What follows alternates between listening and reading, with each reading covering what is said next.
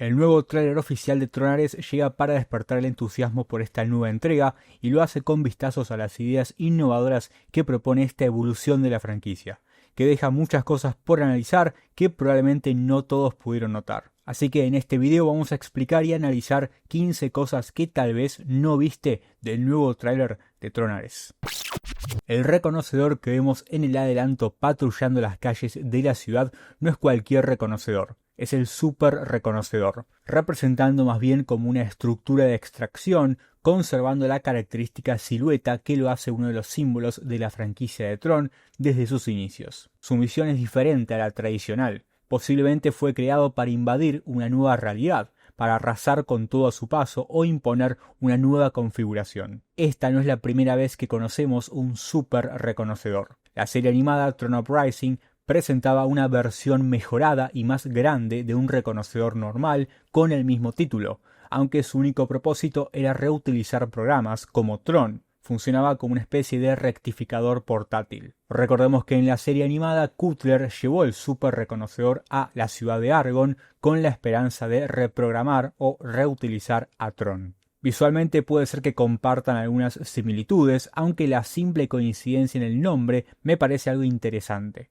porque nos recuerda que Tron siempre fue esto, una constante mutación de ideas. El super reconocedor que vemos en la película es mucho más agresivo y flota sobre el mundo real, con un aspecto notablemente más industrial, como todo lo que representa la película, mientras que el de la serie animada responde a un diseño mucho más limpio, simétrico y arquitectónico, proveniente de un entorno digital como la red, que tenía un lenguaje mucho más ordenado y más fiel a la perfección. Es interesante notar cómo, incluso sin una intención explícita, el nombre super reconocedor conecta dos formas de poder. No porque compartan diseño, sino porque evocan la misma idea. Son variaciones sobre un mismo arquetipo, el control. Una de las mejores referencias que podía incluir el adelanto es la elección gráfica de estilizar el logotipo del castillo de Disney para armonizar visualmente con la película, tal como sucedió en 2010 con Tron el Legado. Una introducción que se volvió icónica con el tiempo, y este adelanto revela que Tron Ares mantiene ese legado con vida. La cámara se desplaza por un pasillo de centro de datos o un data center y se mete de lleno en lo que parece ser un núcleo de procesamiento o una interfaz directa con un sistema. Para mí esta toma tiene un eco muy claro. En el primer teaser de Tron de 1982, la cámara hacía un recorrido por el centro de datos de la compañía Encom, presentando la computadora 511 de Encom, donde se encontraba el servidor que vemos en la película. Vemos una ciudad futurista que no se parece a nada que hayamos visto antes en los mundos de Tron. La arquitectura lumínica, las texturas de cristal y los pasillos iluminados sí se pueden asemejar al estilo arquitectónico de Tron el Legado y el lenguaje que nació con el director Joseph Kosinski. Pero el conjunto de lo que vemos evocan a un sistema mucho más industrial. Es una especie de metrópolis encapsulada que remite directamente a los diseños del artista Chris Glenn, un artista que construye urbes donde lo tecnológico reinventa lo urbano, arquitectura al borde del colapso y del control total. Estos artes pertenecían a un proyecto cancelado de la propiedad. Mi teoría es que estamos viendo a sistemas Dillinger hackeando otro sistema desde afuera, enviando a una unidad táctica de infiltración liderada por Ares, diseñada para intervenir y extraer algo de vital importancia. Básicamente un ciberataque al centro de datos que vimos previamente en las imágenes. Esto conecta directamente con la esencia de Tron del año 82, que no se trataba de una red de mundos digitales al estilo de Tron el Legado, una película que cambia completamente el concepto de la franquicia. Esto es una arquitectura de control y espionaje industrial. Sistemas de computadoras frágiles, un concepto que se siente más relevante hoy que nunca. Pero potencialmente lo que vemos en esta secuencia sea una simulación que enfrenta a un equipo azul y un equipo rojo. Es un claro ejemplo de ciberseguridad. Los equipos rojos en ciberseguridad son profesionales de seguridad expertos en atacar sistemas y romper defensas, mientras que los azules son profesionales de seguridad responsables de mantener las defensas de la red interna contra ciberataques y amenazas. Los equipos rojos simulan ataques contra los equipos azules para probar la efectividad de la seguridad de la red.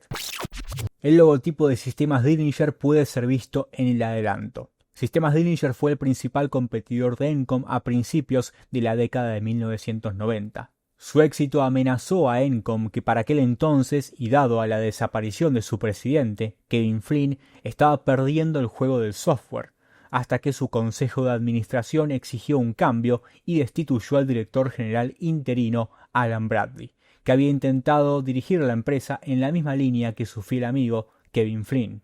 La empresa debía su nombre al antiguo alto ejecutivo de Encom caído en desgracia, Ed Dillinger, aunque su papel en la formación no está muy claro. En un principio, Dillinger era programador de Encom y fue el autor del programa de control maestro en algún momento antes o durante 1979. Dillinger no tardó en escalar posiciones gracias a las habilidades del MCP, que ayudó a Dillinger a robar los juegos de Kevin Flynn. Tras los acontecimientos de la primera película de Tron, Dillinger fue presumiblemente desenmascarado como fraude y enviado a prisión. Aunque esto no está muy claro, se da a entender que Dillinger fundó la empresa Sistemas Dillinger, rival de Encom tras la desaparición de Kevin Flynn, es decir, en 1989. Algún tiempo después de ser descubierto como fraude, Dillinger tuvo un hijo, Edward Dillinger Jr. Desde el 29 de febrero de 2024, la primera imagen promocional de la película Tron Ares muestra al personaje del título, Ares, con el logotipo de la compañía en la parte posterior de su disco de identidad. Desde ese momento sabemos que Sistemas Dillinger tendría alguna relación con la nueva red de esta película. Julian Dillinger, interpretado por Evan Peters, carga con el legado de esta familia que siempre supo utilizar la tecnología para dominar. Dentro de la ciudad futurista, la unidad de Ares se enfrenta a programas de circuitos azules, cuyos discos son circulares, aunque mantienen ciertas diferencias con los tradicionales. Estas son decisiones estéticas de modificar detalles para marcar la diferencia y también jugar con la libertad que otorga el ubicarse en una nueva red. Son esos mínimos detalles que nos ayudan a comprender que esto es un sistema nuevo, aunque fiel a la estética y lenguaje que todos relacionamos con Tron. Al observar detenidamente el soporte del disco en la espalda de los programas que acompañan a Ares, se puede ver claramente que no es circular como en Legacy, sino que tiene una forma poligonal, con lo que parecen ser 6 lados marcados formando un hexágono. Esto sugiere una evolución tecnológica dentro del sistema, una estructura más compleja y militarizada, en contraste con el diseño redondo clásico que remite a lo orgánico o fluido. Y es en el centro de todo un diseño mucho más agresivo y violento, por sus puntas en definitiva, porque no tiene bordes finos.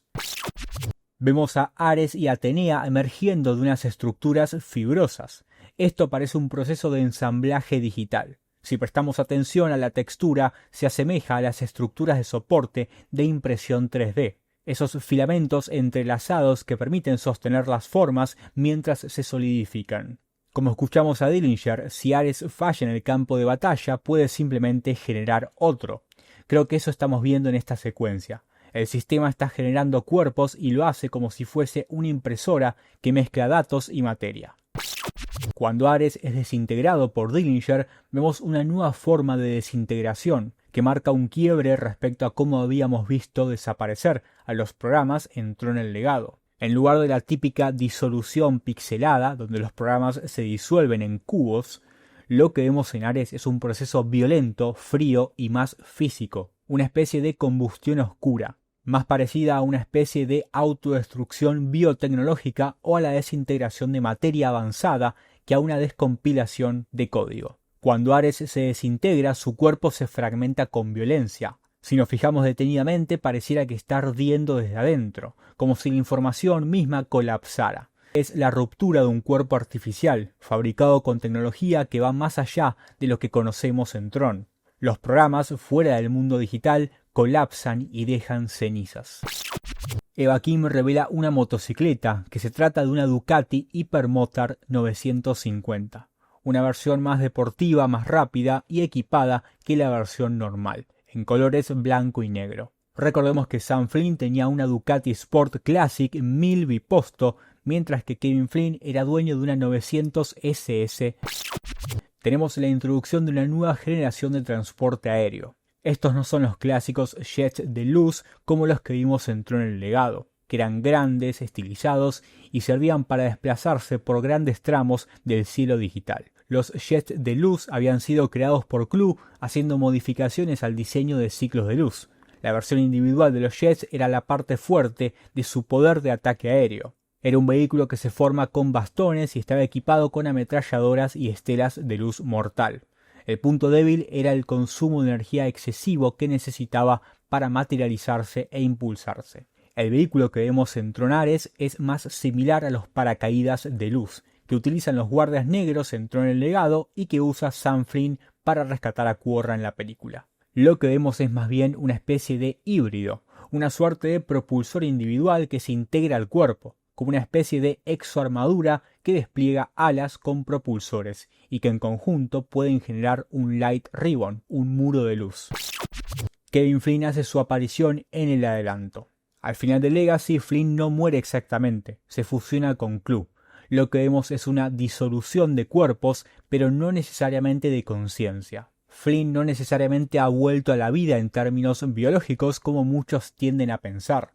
Lo seguro es que se trata de una conciencia almacenada o replicada, mantenida en un entorno cerrado como este espacio comprimido, que podría ser una forma de estabilizar su mente digital, de aislarla, especialmente si su código quedó dañado o fragmentado tras el sacrificio en el legado. Este espacio comprimido también podría ser una forma de simular el entorno gráfico de la primera película de 1982, como si la conciencia de Flynn necesitara crear este universo vectorial primigenio donde alguna vez tuvo control absoluto, en vez de actualizarse al sistema moderno. Se puede ver como una frecuencia aparte, siendo coherente con el estilo visual mostrado, un retorno al diseño minimalista y vectorial. No es un regreso literal al sistema viejo, pero sí en términos de lenguaje visual. La silueta de Flynn se ilumina con símbolos circulares que evocan al lenguaje visual de Tron de 1982, como si el mismo Flynn se hubiera convertido en una extensión del código fuente. Está integrado a este ciberespacio. Hay algo en la secuencia que invoca al pasado. El color, el contraste, los bordes suaves pero luminosos. Es una simulación visual del mismo lenguaje de la primera película. Si se fijan, parece que las tomas hubieran sido filtradas para alcanzar la misma estética cinematográfica. Lo que vemos es una cuidadosa reconstrucción de ese look retrofuturista. La conciencia digital de Flynn persiste en una red que se resiste al cambio. Su figura, reconstruida con estética clásica y legado visual, es un eco geométrico del alma de Tron. Un título clásico creado por Kevin Flynn es visto en el adelanto. Paranoicos espaciales, justo antes de que Ares se estrelle contra esta ventana, probablemente de la torre Encom.